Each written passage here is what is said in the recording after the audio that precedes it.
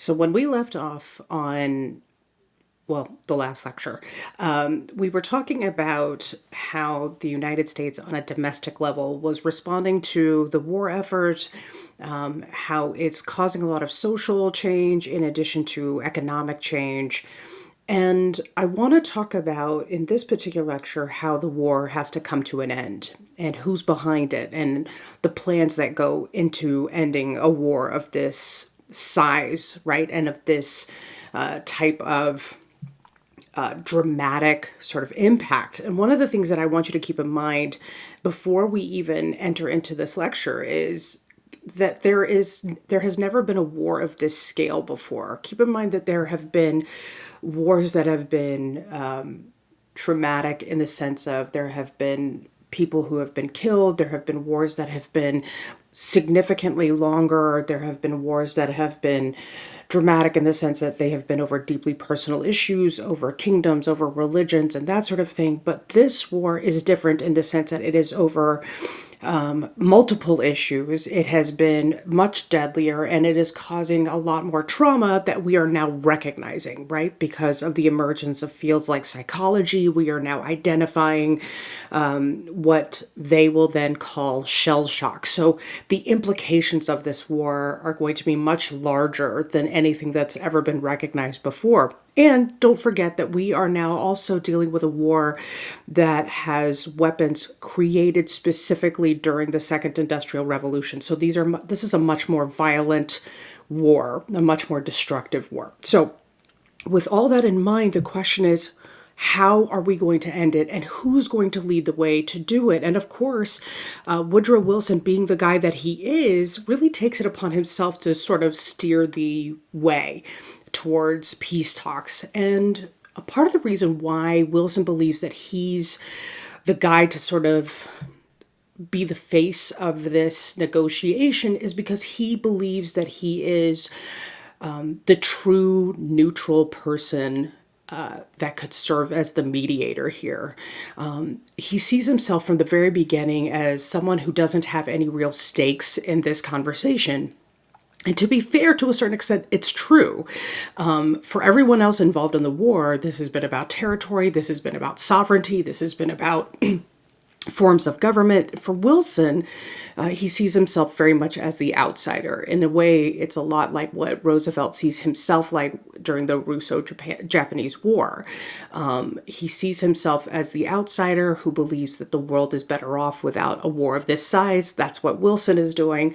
Wilson sees himself as someone who can negotiate peace because he doesn't have something personal at stake here. So he repeatedly tries to get the Germans and the British into a discussion of peace terms, even early on. There are two occasions, one in 1915 and then again in 1916, where he sends in his chief foreign policy advisor, a guy named Edward House. That name is going to come back, by the way.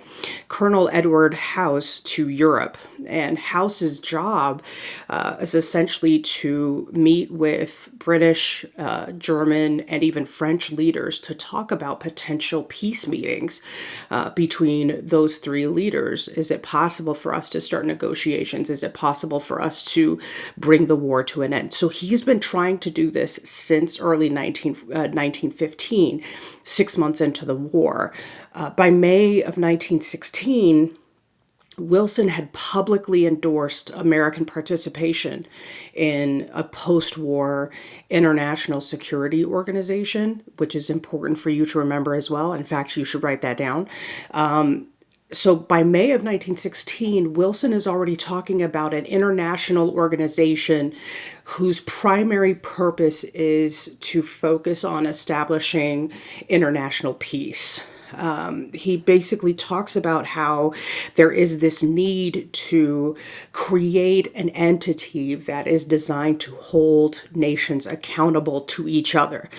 He'll say this again in December of 1916. He says that there is a need for belligerents, nations who are engaged in war, to explain what it is that they are fighting for. So these nations who are at war with each other, Great Britain, Germany, France, Italy, Russia, they have to make it clear exactly what it is they're fighting for. And then, if they can explain themselves, then we can understand how to better negotiate. The very next month, in January 1917, he gives another speech. And in this speech in particular, again, something that you should write down, in this speech in particular, in January 1917, he says that the war must end with a peace without victory. That's the phrase that he uses, peace without victory. It's the first time that he uses it. It will be his motivating factor in negotiating the ultimate peace treaty. Peace without victory. That's the key phrase. And in this peace without victory, what he wants to include is the establishment of what he would call a League of Nations. That's the international organization that he's envisioning, an international organization that looks out for the security of the world. And this international organization would include the United States. Now, this points to what he understands as America's role in the world, what he believes to be America's responsibility in the world. And what he believes is that America has a certain exceptionalism, that America's democratic system, its democratic political system in particular, has been incredibly successful. And that has been a role model and can serve as a role model to the rest of the world. What he's talking about is that the American democracy has served as a place where it has openly embraced equal opportunity for its citizens. Put a star in that, because you and I both know that that's not true. It's also, now the other thing that he talks about is that the United States has a diverse population that draws from a wide variety of nations. And he does talk about that a lot, that this is a nation of immigrants. And he does take great pride in that. In fact, he talks about that from the very beginning, even before the country's entering into the war. He talks about how that's a reason why we can't pick sides in the war, right? And lastly, he says that the United States doesn't really have territorial ambition. And so because there's a lack of territorial ambition, there's a detachment from the initial causes of the war, right? I mean, initially when he talks about what's behind the war, he says this is a war about territory, this is a war about kingdoms, this is a war about empire, and we're not interested in that. And he says because of that, the Americans are demonstrating that our democratic system as it is shows its superiority, shows our success, and it can be a role model to the rest of the world, that everybody has a chance to have a say here, that we have people from all over the world here that can contribute to the national conversation. And then he says, in one particular speech he gives, he says that the United States has, quote, a mission in the world, a mission of peace and goodwill. So what he believes in that is that if any country is going to bring this war to an end, it's going to be the United States. And if anybody is going to help lead that conversation, it's going to be him, right? Because he understands the situation the best. Then, in addition to that, he also says that he has a better understanding of American national security. And the longer the war is drawn on, the more vulnerable American national security is. So what he talks about is, especially as the war gets drawn into 1916, he knows that the more likely it is that the United States would get drawn into the war, especially because of submarine warfare, right? And what he talks about is the fact that it's really an inevitability. The longer the war goes on, this is an inevitability, and we have to protect our own interests here. When we talk about the ideas of national security, he talks about this idea that, okay, if one side wins a clear victory over the other side, another problem here is the long-term issues that are going to impact us eventually. So let's say that we don't even get involved in the war, and let's say the British win or the Germans win, whoever. The ultimate causes of the war, So, for example, the arms race, the secret alliances, secret diplomacies, all of these things that had been long term causes leading to the war itself, all of those things are going to continue on. And ultimately, that's going to affect us. There's no way that those things stay isolated to Europe. Eventually, that's going to affect the United States. It's going to affect Asia. It's going to affect Africa and the Middle East. There's no way that those things stay isolated to that one continent. And he says, because of those things, another global conflict is going to occur. He talks about this in October of 1916. He says we have to make this the last war of its kind, or any kind. And this is a quote from him. This is the last war of the kind, or of any kind that involves the world that the United States can keep out of.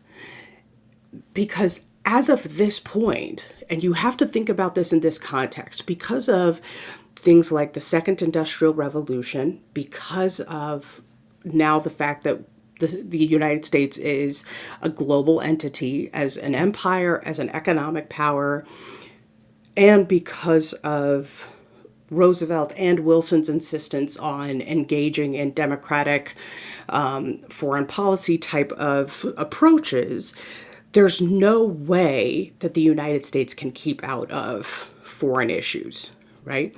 So what Wilson is trying to do essentially is when he approaches negotiations, what he wants to do is basically say to all of these people engaged, the British, the Germans, the French, that if you continue to engage in this sort of power play where you're trying to prove yourself as the strongest empire, the biggest, baddest power in Europe or wherever, then it's going to produce nothing but disaster. And everybody's security is at stake. We're all going to be endangered because you want to prove yourself to be the most powerful or the most wealthy or the most whatever. And he says nobody is going to win when you're competing at that level. Instead, we have to figure out a way to coexist in this new 20th century type of world, right? And when we talk about that kind of thinking, it comes from this idea, or it's born out of this idea of peace without victory, right? When he talks about peace without victory, what he's essentially saying is that at the end of the war, when we negotiate the peace treaty, what we have to make clear is that we establish a peace without declaring anyone a victor, right? And initially, what he is saying is, how do you walk away from a war like this and declare yourself a victor of anything? Millions of people have died. And we're not just talking about soldiers, we're talking about civilians as well. All of these people have died. Infrastructures have been destroyed. Governments have been destroyed as well. They have fallen. Militaries have been ripped apart. There are some countries that have literally got to start all over. Economies have been destroyed. He says, even if technically you've won, what have you won? Because what do you have left to show, right? And here's the other thing that Wilson says. When you've won in such a terrible war, technically, when you look at what you've got, you can see that you've lost too. Everybody has lost in a war like this. And if you've declared yourself the victor in an already divided world, all you're doing is dividing the world further.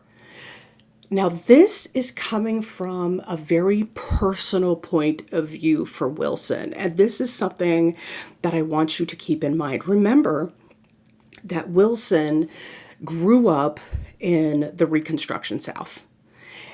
This is a guy who was born and raised in Virginia, and he grew up watching Confederate soldiers coming home defeated. He grew up watching the people around him try to figure out or reclaim their identities, and doing so while they were arguing that the Union had stolen their identity, stolen their way of life. And in the meantime, you have now all of these freed people who are trying to claim land, trying to claim citizenship, trying to claim voting rights. And of course, remember that Wilson is raised with these ideals and these values that are, yes, of course, very racist, but also very much in the context of the Confederate defeat, right? And so he knows the impact of being on the losing side of a war. And he knows what that does to the spirit of a nation. He knows what that does to the spirit of a people. And he says, listen, if you create that in a country, something's going to happen, and that something is going to be very bad. It's actually going to lead to things that are dramatically worse. So the best thing to do right now is to say, okay, we fought a war. Let's figure out what led to this war. Let's fix those problems and let's move on. So he's promoting this idea of healing. In other words, think of it in a 21st century way. It's his version of let's talk it through like we're in therapy, a group therapy session, and move on. Okay. Now, when he proposes his plan, let's talk about where this plan comes from. So this is where Edward House comes back. Remember, Edward House is his most important foreign policy advisor. Colonel Edward House is given an assignment, and that is to lead a group of 150 political scientists and social scientists. And they are leading this group called the Inquiry. So essentially, they are given this assignment to investigate every American policy and every Allied policy, so British policy, French policy, even Russian policy. They've got to look at every single policy in every region of the globe. And they have to look at economic facts, social facts, political facts, that anything possible that would come up during a peace conference. Anything that could contribute to what the Germans are going to demand, what the French are going to demand, what the Italians, what the Russians, what the British would demand. What is everybody going to want? Now, granted, the Russians have their own communist issue, but you've got to take them into consideration, right? So everybody is a part of this conversation in this inquiry. So this team begins their work in secret.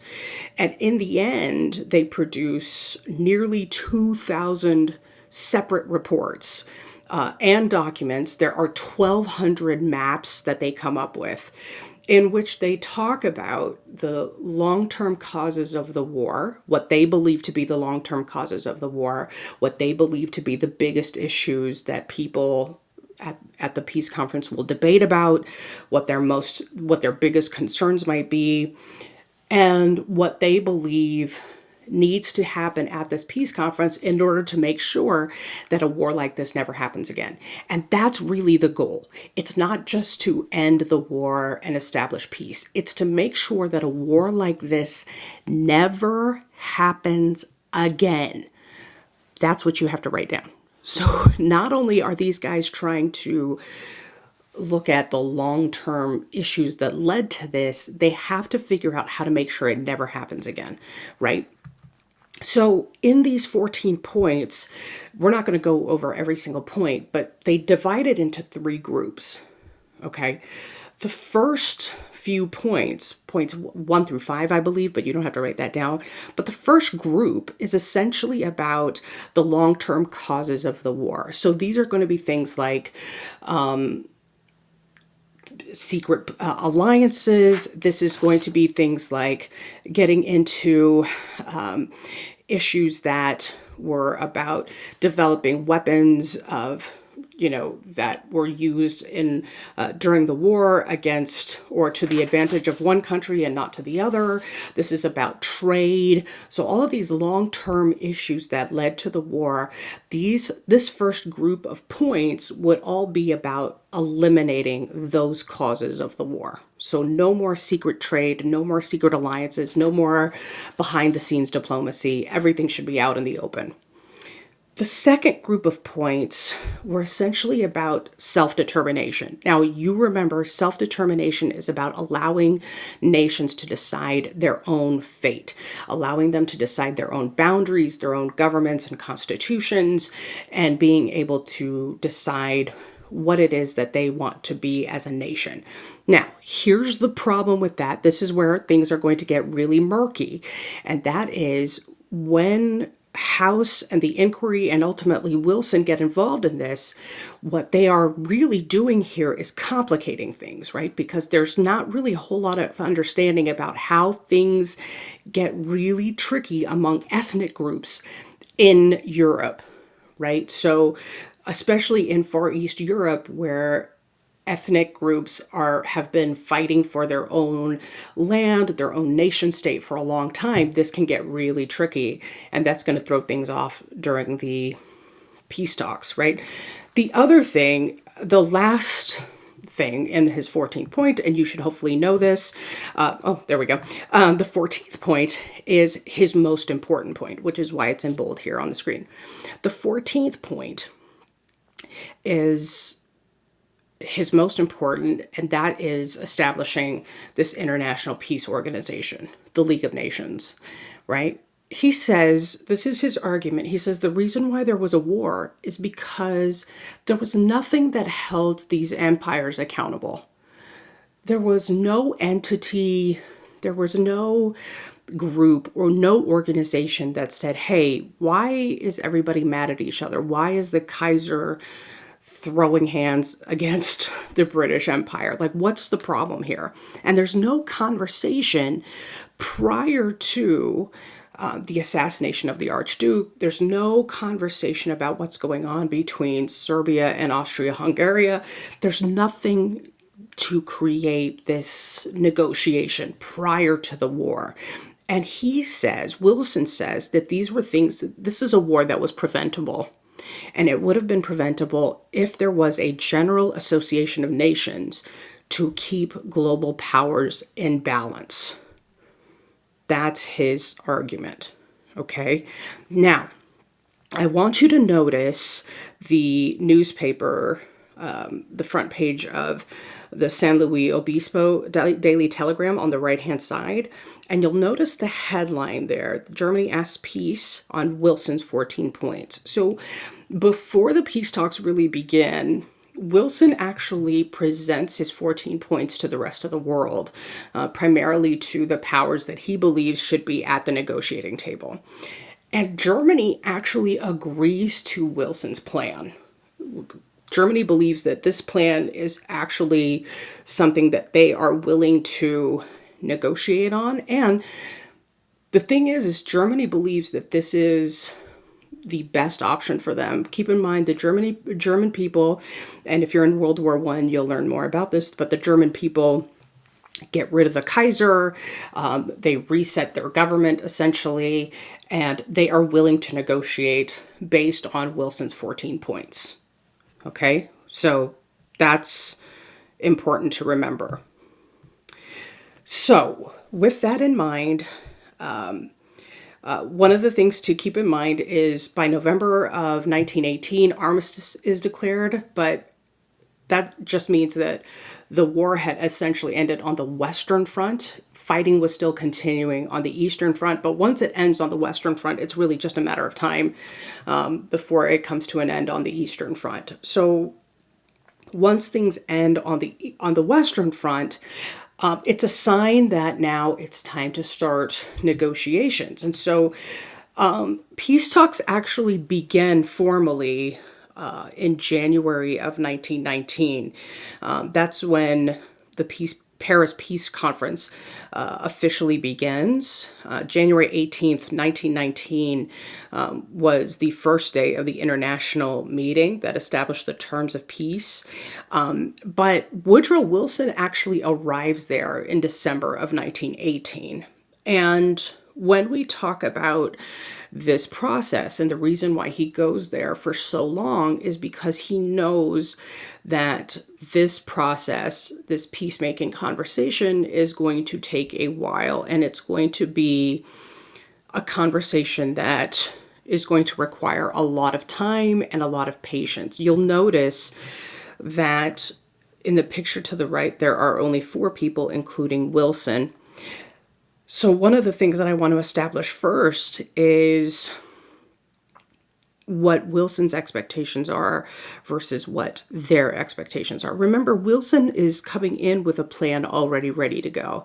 And what he firmly believes is that they will see him as the main negotiator, the mediator, and that they will work with his 14 points, that they are willing to compromise, that they are just as tired of the fighting as he is, that they really do want to move on, right? But what ends up happening is the realization that these guys coming to the table are angry and they are vengeful. So I want to talk about who's at the table here. So you'll notice I've got them lined up here. Let me see if I can point this out. So from left to right, this is the Italian Prime Minister. This is Vittorio Orlando. This is David Lloyd George. And this is Georges Clemenceau from France. So all of these guys are essentially there to negotiate the end of the war. And you'll notice that the one nation that's not represented at this table is Germany. So Germany is not at the negotiating table, and Wilson is distraught at this, right? Wilson is immediately frustrated because how do you negotiate the end of the war when one of the belligerents that is essentially the heart of the soul of this war is not included at the table, right?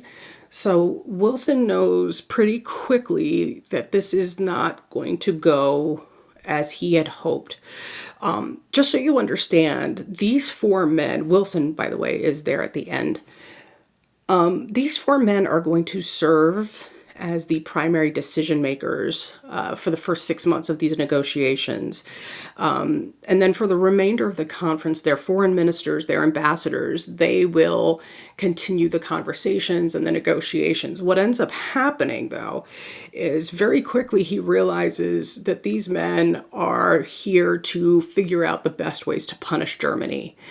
And as they look at Wilson's 14 points, Wilson says you have to see this as a basis for the peace treaty. And they look at each and every one of his points, and one by one, they knock this thing out. And they refuse to agree to any of the first 13 points. They believe that the first 13 points are too much of a compromise with the enemy. They still see Germany in particular as at the cause of the war. And so there are a couple of things that you need to keep in mind. When we talk about their motives here, what their expectations are, is how do they declare themselves the victor in every possible way? That's their expectation. We want to not just declare victory. We want to be able to throw ourselves a parade. We want to be able to throw it in their face that we are the ones walking away victorious here, right? And in the meantime, keep in mind that Wilson, as the President of the United States, is in France for months at a time. And in the meantime, as we've talked about in class and we're going to talk about again, things aren't going great in the United States, right? There are strikes, there are race riots that are happening, especially going to pick up as we go from the spring into the summer of 1919. Things are not going well, okay? So as 1919 in particular starts to erupt in violence for the country, Wilson's struggle in Europe is also falling apart, is also getting worse, right? So when we talk about the results ultimately of the treaty, here's one of the things that I want you to keep in mind. First of all, Germany has to, and we can talk about this more in detail later, but Germany, first and foremost, has to give up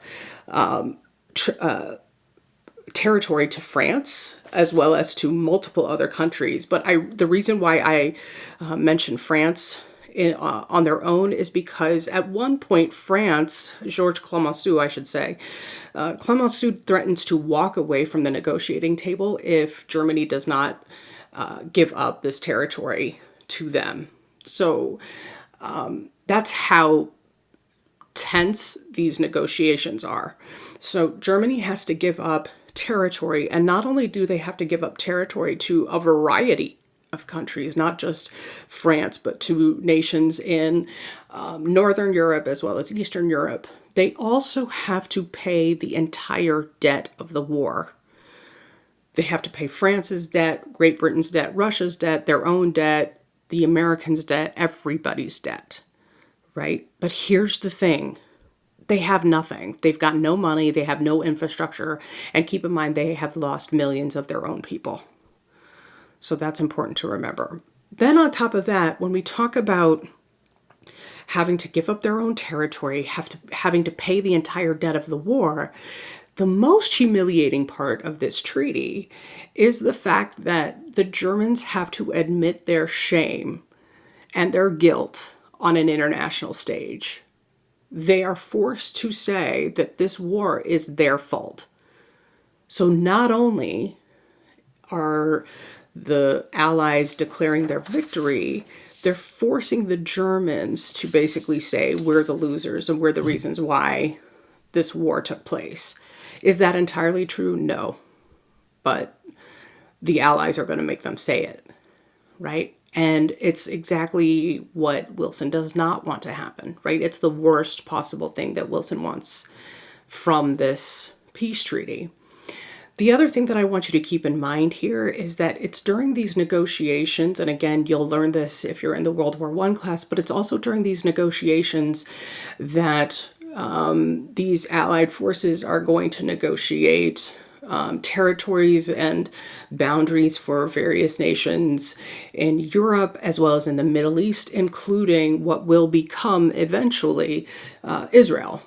What is established as Palestine and all of that, that all starts now in World War I and as a result of these peace treaties.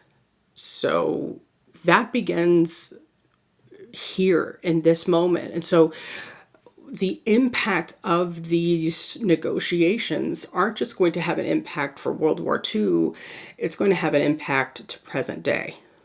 So keep that in mind as well.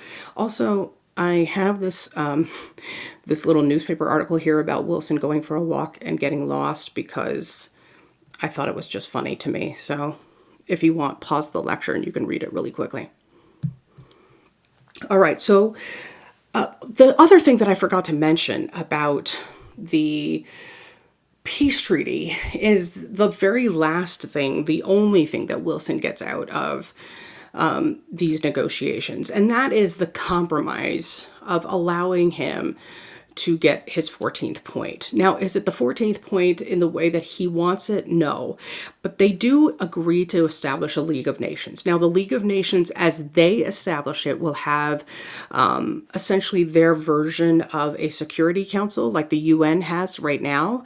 And the Security Council for the League of Nations essentially has this core group of the four most powerful nations. So in that case, it would be Italy, Great Britain, France, and the United States. And then there was a rotating fifth seat. And they would be the ones who would essentially have the most influence, the final say. And then there would be the rest of the league where every nation would have a vote. And so that's the one thing that Wilson gets, which is to him the most important thing. That's the thing that Wilson wants the most. And so to him, he sees that as a great victory, that even though points 1 through 13 are knocked out, point 14 is really incredibly important to him, right? As a result of his work, he actually is awarded the Nobel Peace Prize of 1919. He officially gets it in 1920, but he is awarded it for 1919. But one of the things that is problematic about this is that when he goes to Paris to negotiate this treaty, he only leaves with Democrats. He doesn't take a single Republican with him. And that's a problem because the Congress that he is leaving behind is a Senate controlled Congress. I mean, a Republican controlled Congress.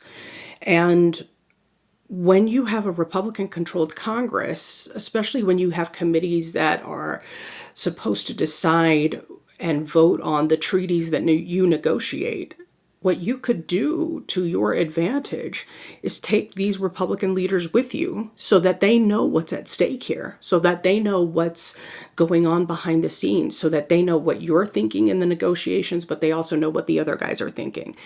It is to your advantage to take your political opposition at home so that they become your political ally abroad, right? But Woodrow Wilson is not that guy. Woodrow Wilson is not someone who is necessarily politically savvy. What he believes very strongly is that he is the expert. And so everybody needs to just trust him. Everybody needs to just believe that he knows what he's doing at all times. And that's going to be a real problem for him, especially when it comes down to the fact that we are coming down from a war where a lot of Americans are now skeptical about getting involved in anything international after this war, right? And remember, Wilson, because he's out of the country for so long, he is also out of touch with the country. And he doesn't really understand how his fellow Americans are feeling at this point. So when he tries to sell this treaty to Congress, Congress isn't really in support of it. And what gets the most criticism is his 14th point, right? There are 440 articles in this treaty, and the first 26 articles in the treaty are essentially about the League of Nations, right? It talks about the operational workings of the League of Nations and all of that stuff. And being able to sell that to Congress is incredibly important. And the most important person that you need to sell that to at this time is a Republican named Henry Cabot Lodge. Henry Cabot Lodge is the most powerful Republican in the Senate, actually in Washington, D.C. at the time. So at the time that Wilson was president, Lodge was the chairman of the Foreign Relations Committee in the Senate, which is one of the most powerful committees anyway. But in this particular case, it is the committee that you want on your side if you're Woodrow Wilson, because your treaty that you have signed has to go through this committee before it goes to the Senate to be voted on. So the committee has to approve of it first, and then it goes to be supported. Now, Henry Cabot Lodge already, even before the war, even before peace negotiations, Henry Cabot Lodge and Wilson were already political foes. They are political opponents. But in addition to that, they actually have legitimate differences and legitimate disagreements on the League of Nations and the American position on whether or not they should participate, the country should participate in the League of Nations, right? The one thing that is especially difficult for them to agree on is this issue of Article 10. So in Article 10 of this treaty, it obligates every nation that signs it to guarantee the political independence and territorial integrity of all member nations from outside aggression, right? And that if somebody invades their country, then everybody will come together and oppose that aggression if and when it occurs, right? So this becomes a critical point, right? So let's say every nation that signs to and agrees to this, one of those nations is invaded, right? Article 10 basically says that everybody who has agreed to Article 10 is going to join with that country that's been invaded and stand together in unity with it and oppose the invasion and fight with it and that sort of thing. Now, Article 10 was written by Woodrow Wilson. He was the author of Article 10. And the Senate actually did not approve of Article 10, primarily because what the Senate argues, and by the Senate, what I'm really talking about is Henry Cabot Lodge.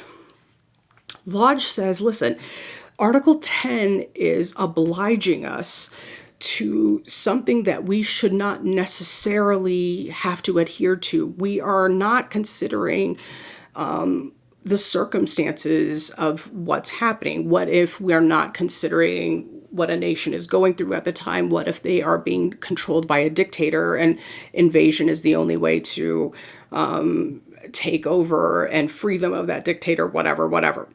So what ends up happening is Wilson says, listen, the United States has veto power. And so if the United States in the League of Nations could use that veto power, then we can make sure that the League doesn't get out of control, that we're not just getting involved in any nation's business, we're not jumping into any occasion. And no matter whatever the League of Nations decides to do, it's only advice. We don't have to do anything. It says obligation that we're obliged to, but it doesn't mean that we are legally responsible to.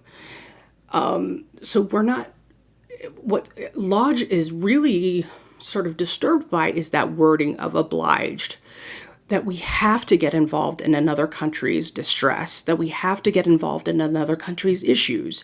Why should we get involved? We just fought a foreign war. Why should we get involved in another one? Why can't we decide for ourselves when we're going to get involved? And Wilson says we don't have to, right? We should be able to decide for ourselves, and we will.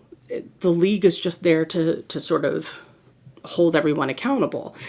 However, at the same time, Wilson says that we have a moral obligation to stick by the League's resolutions. We have the moral bond, and Wilson is big on morality, especially when it comes to democracy and that sort of thing, remember?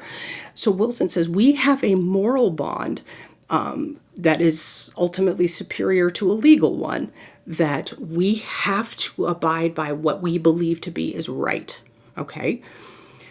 So Wilson and Lodge go head to head on this Article 10 of what we are obliged to do versus what we are moved to do. And Wilson and Lodge could have found a middle ground here. They could have found a compromise. But here's the thing. The reason why I say they could have found a middle ground, by the way, is because there are Republicans in Congress, both the House and the Senate, who actually were pro-treaty. Okay, they actually supported the treaty and could have easily formed a coalition with the Democrats. So that's not an issue here. The problem, though, is that things had become so partisan that Wilson was not going to accept a compromise, and Lodge had made it very clear that he was not going to accept a compromise either. These two men were so locked into their viewpoints that only their viewpoint was right. And that's the problem. Wilson made choices from the very beginning, and his choice to take only Democrats with him to these negotiations was a message. Right? And that's when he turned things political. And that's the issue. And in the meantime, there's no accommodation made. There is no compromise made. And the treaty would end up being voted down 3 times. You can see the headline from the New York Times to the right-hand side. 3 votes are taken. It's defeated all 3 times. 39 to 55, 41 to 50, 38 to 53. It's voted on with amendments, without amendments, with compromises. It does not matter. It's always voted down.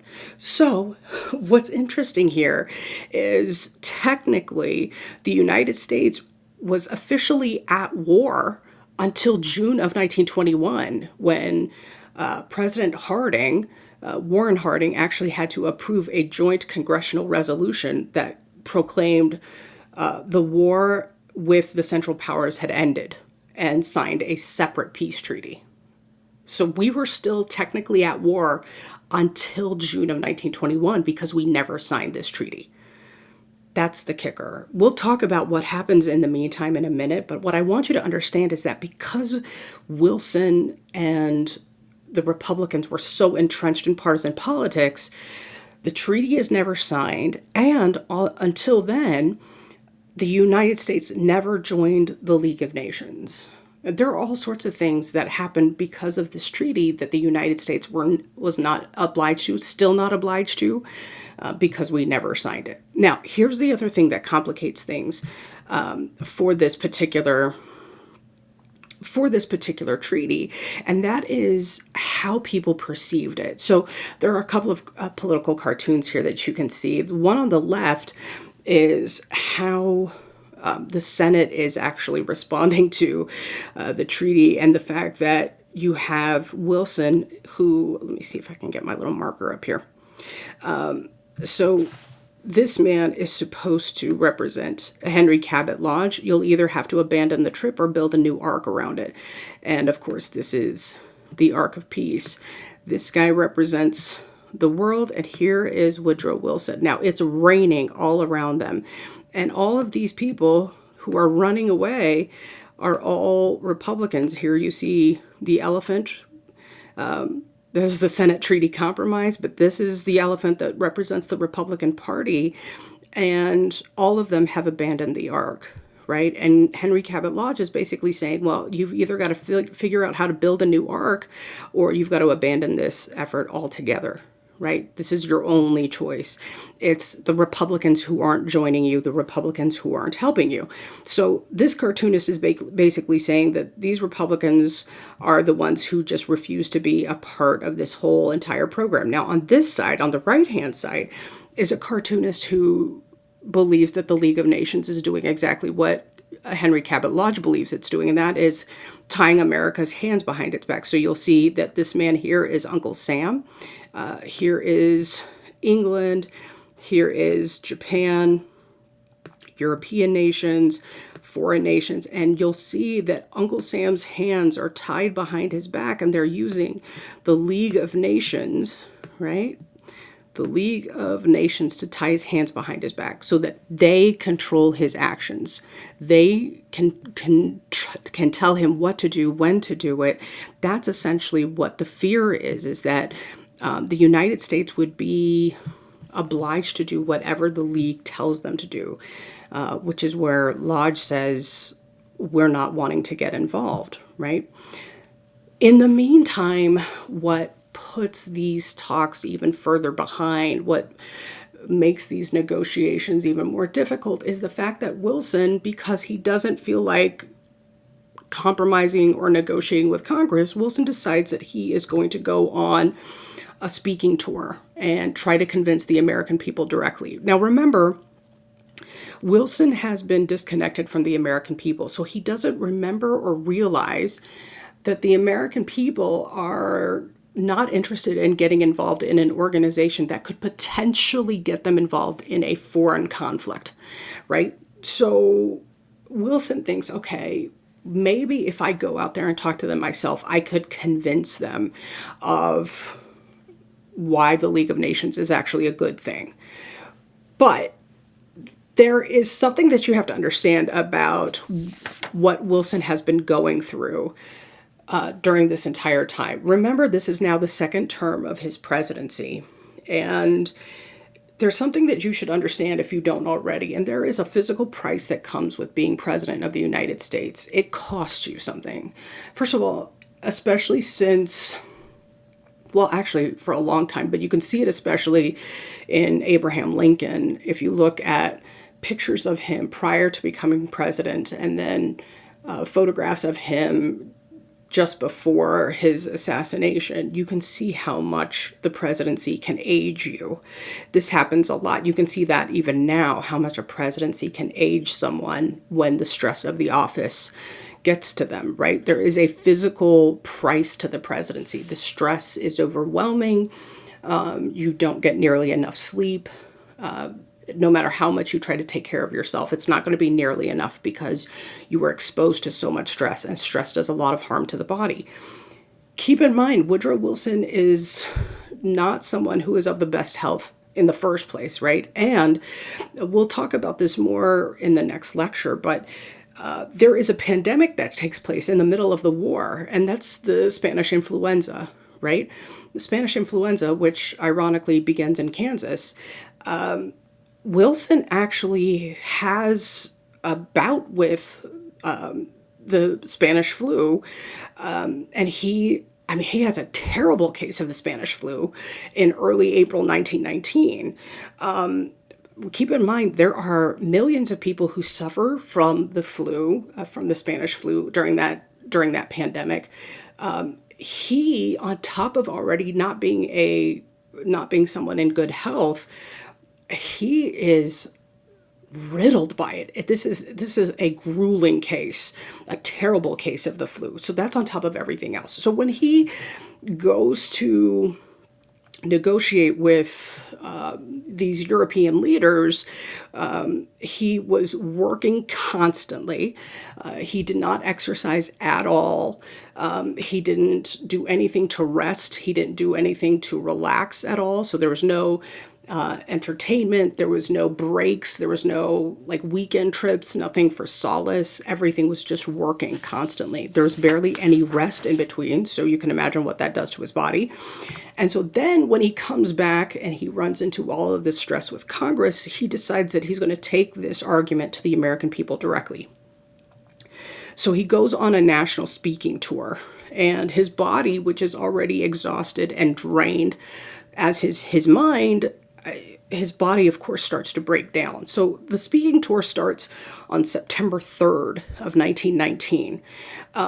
And keep this in mind, in the spring, in April of 1919 is when he has his bout with the Spanish flu. And with the Spanish flu, think of it as with COVID, except this is 1919 and not 2025, right? So in 1919, when you have the Spanish flu, it takes much longer to recover. And this is Woodrow Wilson. So he's a little bit older. He's already frail. So the Spanish flu has taken a lot out of him already, right? So he goes on this speaking tour across the country to make his a case to the American people starting on September 3rd. For the next 3.5 weeks, it's the president, it's his wife, Edith Bolling, who you see pictured next to him in the bottom right picture over there. Edith Bolling Wilson, I should say, is her name. He has aides with him. He has servants with him. There are cooks. There are Secret Service men. Members of the press are with him. But then there is also his personal physician, a guy named Cary Grayson, Grayson. Grayson comes along at the insistence of Wilson's wife, but also Grayson has really grave concerns about Wilson's health. He is very concerned about how Wilson is handling this because Wilson just does not look good from the very beginning of this tour. So as the train that Wilson is traveling on goes through the Midwest, it travels through the Midwest and the Great Plains, and then it's supposed to go through the Rockies into the Pacific Northwest, down the West Coast, and then back towards the East. Keep in mind, this is over the course of 3 weeks. As it's going on, Wilson is losing more weight. He's losing color in his skin, so he's becoming more pale, he's becoming more frail, he's not eating as much, so he's lost his appetite. He has asthma already, his asthma grew worse, and he constantly has headaches. And so what starts to happen is they recommend to him, Mr. President, you've got to get more rest, you need to drink more water, you've got to do this and this, and instead, what he does is he says, well, no, I can't because I have a lot of work to do. I have to give these speeches.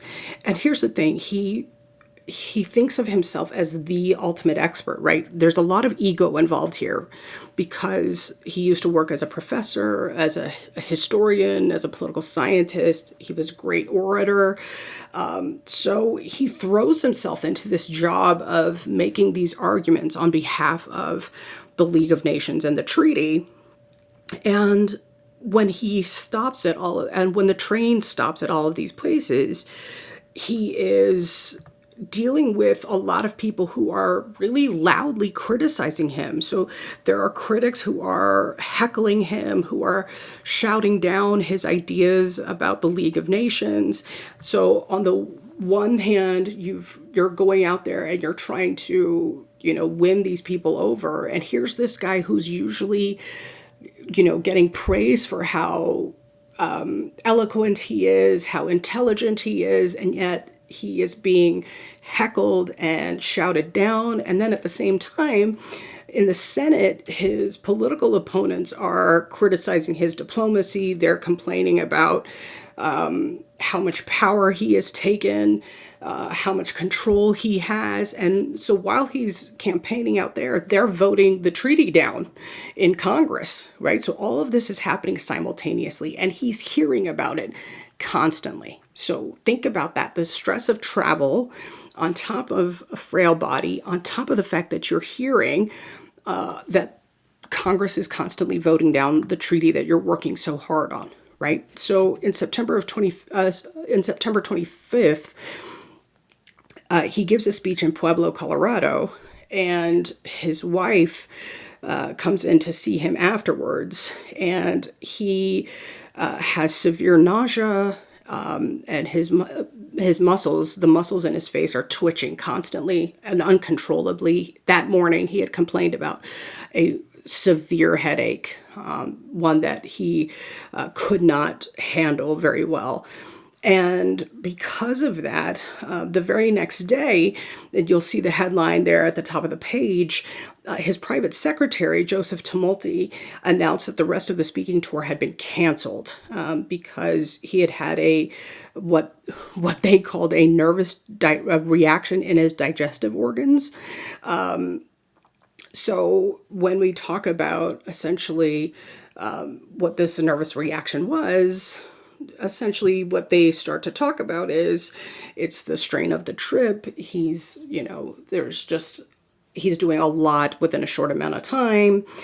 A few weeks after this trip, though, so actually a couple days after, when he returns to Washington, D.C. on September 28th, he's still able to walk on his own. So he walks through the train station. He looks sick.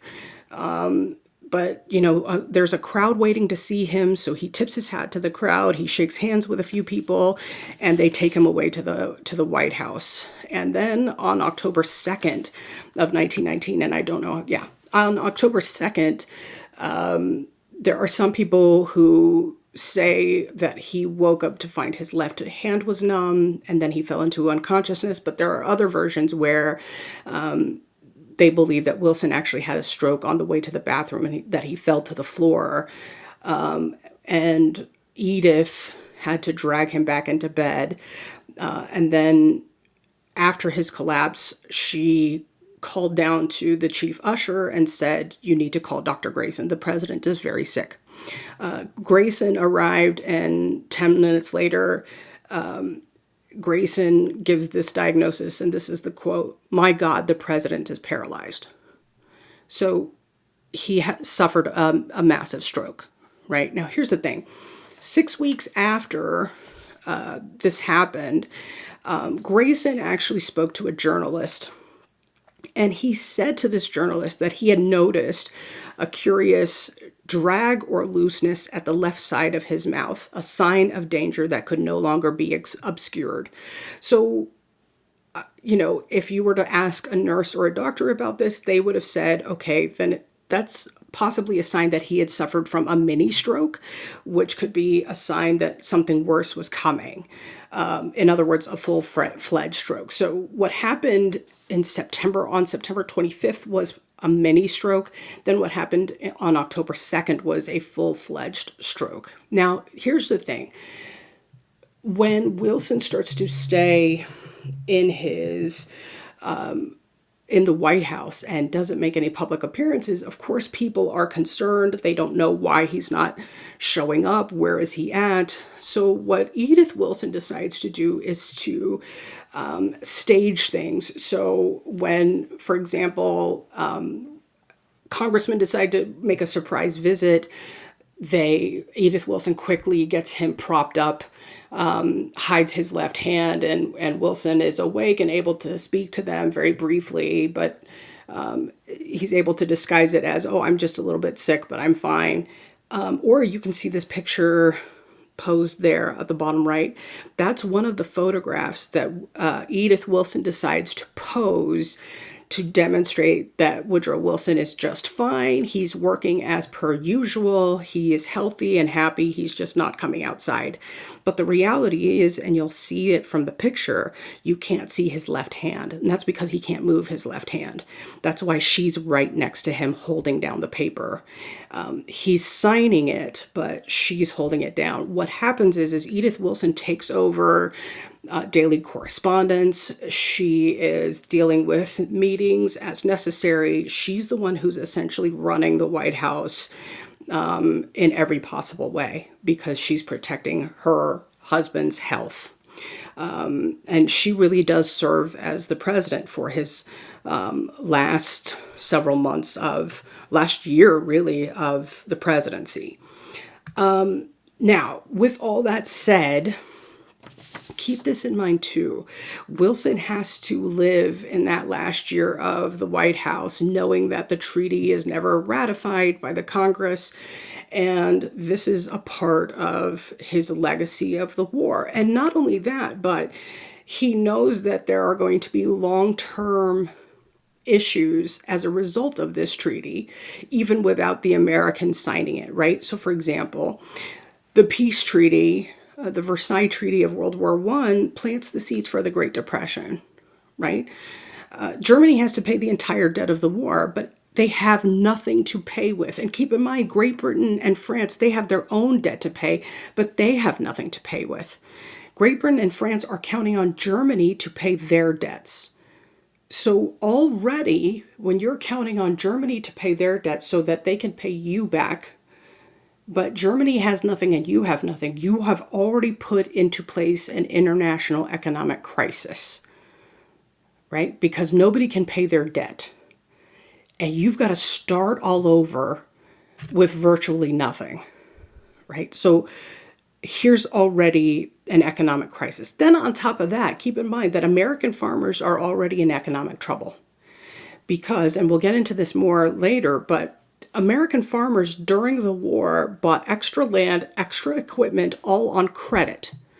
So without any cash on hand to pay for it, banks are giving them all of this money on credit, all of this equipment on credit, trusting that the war is going to last for a long time and that eventually they're going to make all that money back and they'll be able to pay for the land and pay for the equipment without any problem, except the war ends and suddenly you have all of this extra land, all of this extra equipment, and you don't have the profits to pay for that debt. Okay?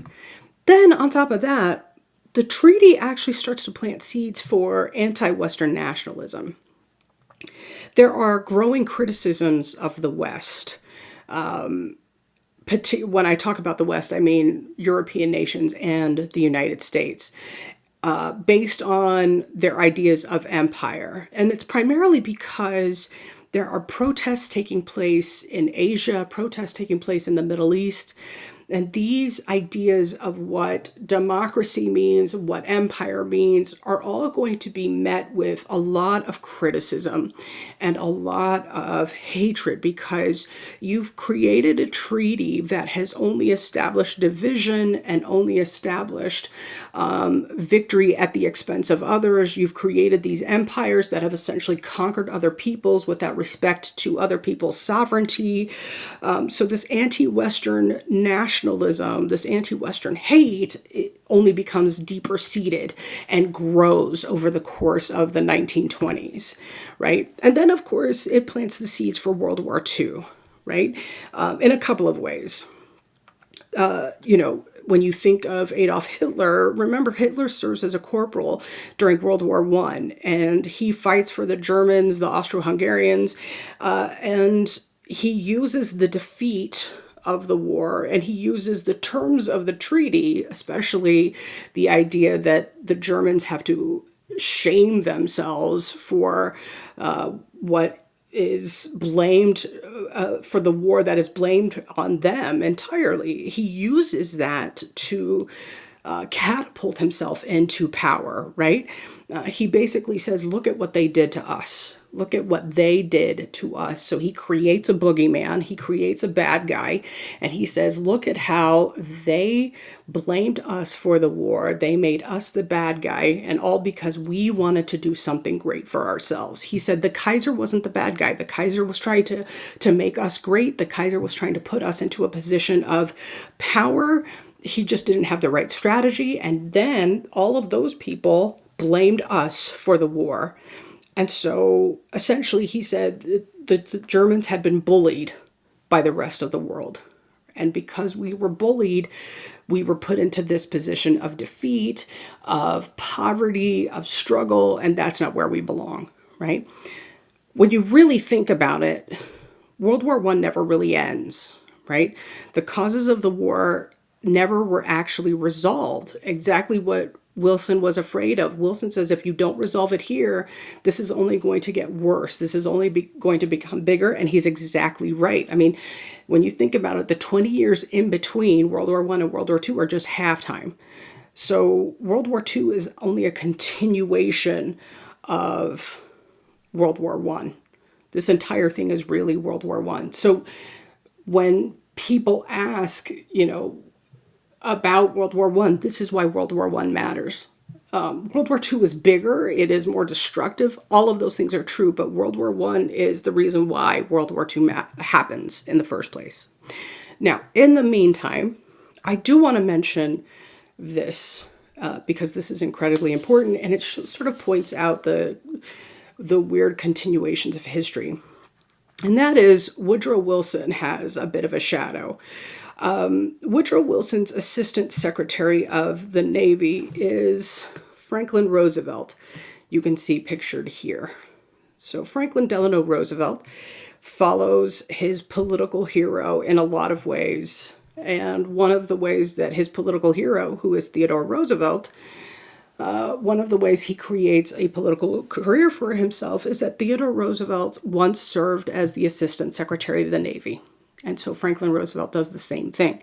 Now, Franklin Roosevelt, in the early days of the war, had ideas on how to prepare the Navy, but Wilson insisted on remaining neutral, or as neutral as possible, and so that prevented Roosevelt from really doing anything on engaging the Navy, on making sure that the Navy was actually prepared for anything. And so any kind of war preparation was actually left for the last minute, which Roosevelt does not like. And one of the things, though, that I want you to keep in mind here is that Roosevelt is someone, Franklin Roosevelt, I should say, Franklin Roosevelt does not have the intellect that Theodore Roosevelt has.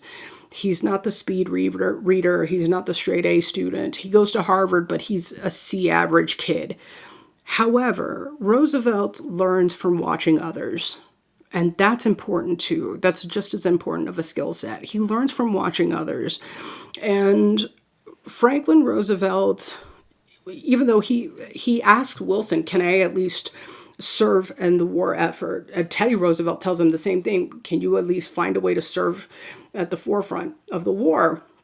And Wilson says, no, you're too important to the administration. So what Franklin Roosevelt does instead is he goes to the war effort himself to see what's going on. So at first he goes to France.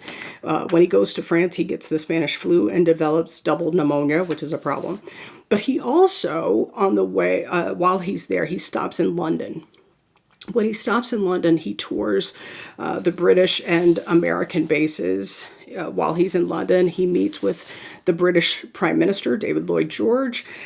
He even meets with the First Lord of the Admiralty at the time, a guy named Sir Eric Geddes. In fact, Geddes is the guy who helps tour with him along all throughout the British and American bases. He also meets with the Foreign Secretary. He meets with King George VI for 45 minutes, which is incredibly significant for someone who only has the position of Assistant Secretary of the Navy. I mean, that's a really big deal to meet with the king for 45 minutes. So while he's there, he attended a dinner at Gray's Inn, a place called Gray's Inn, where there are a lot of dignitaries and British leaders. This is where he will first meet Winston Churchill. And he wrote about this meeting. Churchill is there because Churchill at this time was Minister of Munitions. And at the first meeting, and according to Roosevelt's recollection, he said, "I always disliked him." Churchill. I always disliked him since the time I went to England in 1917 or 1918. It was 1918. At a dinner I attended, he acted like a stinker. Meanwhile, Churchill actually forgot that he had ever met Franklin Roosevelt, which is really what I think annoyed Franklin Roosevelt, the fact that Churchill forgot that he met him. But here's the actual kicker. When Churchill sort of rises through the ranks of British politics later on, over the course of the next several years, Franklin Roosevelt is going through his own political career, right? He will become governor of New York eventually during the Great Depression, and then, of course, run for president and win. He writes a letter to Winston Churchill. It's the first form of communication between the two men. He writes a letter to Winston Churchill in September of 1913. This is 10 days after Germany invaded Poland, and this is right after Churchill became First Lord of the Admiralty. So he's not Prime Minister yet. He's First Lord of the Admiralty, which is essentially Great Britain's version of Secretary of the Navy. For the President of the United States to write to that position is really odd. Usually the President's going to write to the Prime Minister, not to the Secretary of the Navy. But here he does, and I want you to notice what he's writing here. He says, "It is because you and I occupied similar positions in the World War that I want you to know how glad I am that you are back again in the Admiralty.